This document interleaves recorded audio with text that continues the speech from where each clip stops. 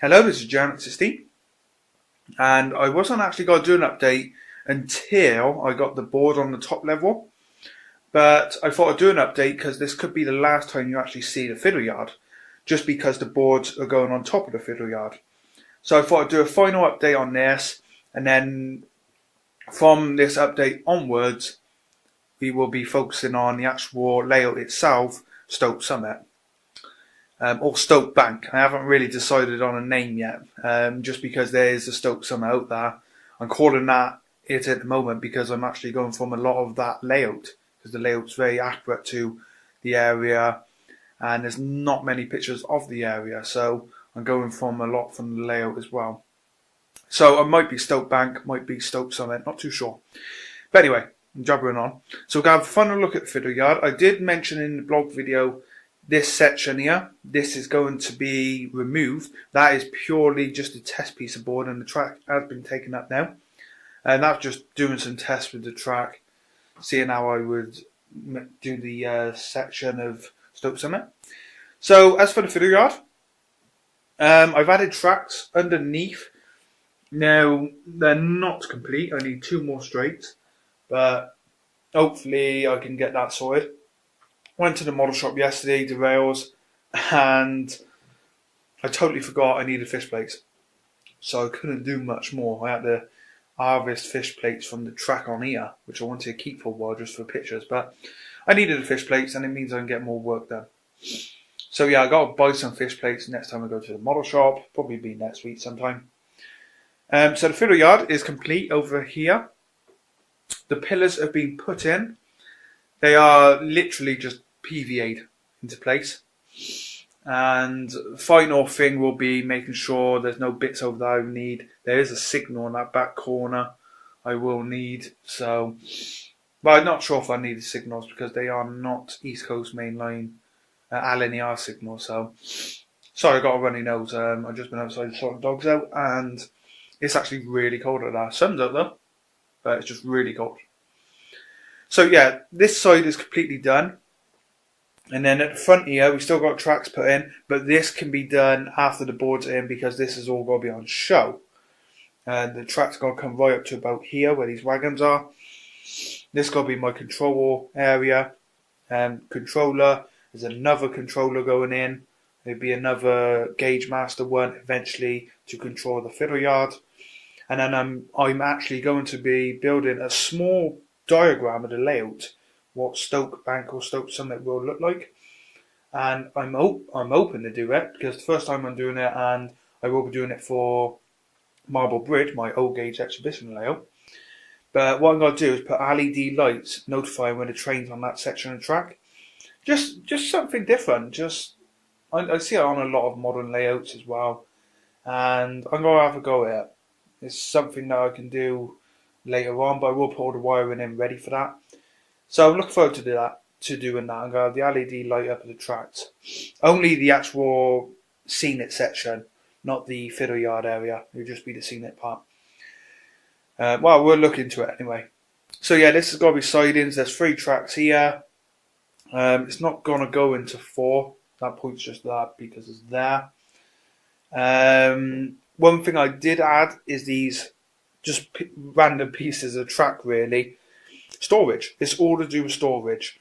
That's the main focus of this layout, is storage on the Fado Yard. So these pieces of track I've just put in. Wagons are not particularly going to use, like the Virgin trains, this modern brake van livery here, old slow coach, unless, you know, my goddaughter comes over or something, but she's a little bit young for Thomas the Tank at the moment. And again, this Southern Railway van, I don't think you would have seen too many in this livery go across Stoke Bank or Stoke Summit. So yeah, that's sorted. This again is just a siding for that. We got the N2 with a small rake of coaches, just doing some testing with that. The big changes, I finally got the track yesterday to put the sidings in over here. So in the first siding, we have just a standard passenger rake, mainly Gresley and Mark 1 coaches. Behind that, we have not finished, but this will eventually be the express parcels, all the way around to here. and then we got the fish train. No room for that. We have got the GWR local passenger train, which is there with the yaw spots on the end. I'm taking that to the club next week actually, because I think that's something I'd like to see running behind the pannier tank, which is that pannier tank. He needs a good run. And then we got this extra long side in here for the Brighton bow, and the Great Western coach on the end of him. This is not going to be used very often, but I wanted to store him up on the line because I do like seeing it run, and it does look magnificent. And then we got the GWR freight. Let's move that because that was holding down some track. What should be glued now? I haven't been in here since last night when I sorted the track out. So, yeah, there we go. The track is glued. And that means this freight can go a little bit farther back. It's a little bit bumpy that. Most of the track at the ends of here, because it's small bits, they've literally been cut and glued, not even joined to the rails, because the trains are not going to actually run down this end. These wagons will be pushed in place by a shunter of some sort. But that's another freight I worked on. It's quite a decent freight. One of the things I was talking about down at the model shop yesterday is on the East Coast Main Line, a lot of freight traffic and a lot of vans. That's one thing I haven't got. I haven't got a lot of vans. So that's something I will be focusing on this next year coming. I mean, that's the only spare one I got, and he's mixed in with that rake. I have got one on this rake as well, but the majority of them are in the fully fitted at the back there. As you can see, I don't know if you can see that actually, it's quite far away when you stand like that. There we go, it's fully fitted. It's like 25 vans or something like that, I'm not 100% sure. But they have all been customised, close coupling. These are next to be customised. The couplings on these. All these wagons will be in the how to improve the RTR models that you buy. So what I'm going to do is do one and then film the second one so I can show you how I did it and everything like that.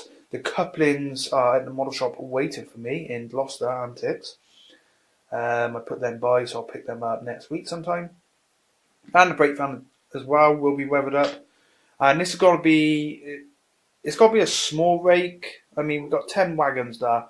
But I'm always on the lookout for these. Every show I go to, I will buy.